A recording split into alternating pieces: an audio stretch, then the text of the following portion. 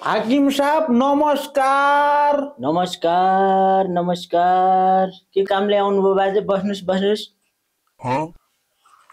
अब यसो राजनीति गरौँ कि भनेर पार्टी साटी खोल्न आएको म त। लौ आराम गर्ने उमेर हो पार्टी खोल्ने राजनीति गर्ने काम छैन बुढा। यत्रोको आराम गर्नु पैसो कमाउनु परेन ज्याठा। पार्टीको नाम के हो त बाजे भन्नुहोस् त। पार्टीको नाम चाहिँ नेपाल राणो पार्टी। कस्तो पार्टी हो यो राणो पार्टी? अब कस्तो हुनु नि यत्रो उमेरसम्म रारै बस्यो हुन त कसै साथीहरूले हेरेनन् त्यही भएर अब यसो नेपाल राणो पार्टी नाम राखेर राजनीति गरौँ कि भनेर। यस्तो नाम राखेर जितेला त बाजे?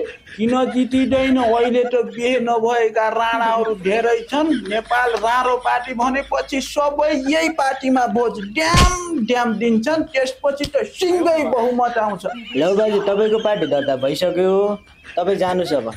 ल हाकिम साहब धेरै धेरै धन्यवाद। अहिले म लागे। नेपाल राणो पार्टी जिन्दाबाद जिन्दाबाद। कस्ता कस्ता नमुनाहरू आउँछ नि।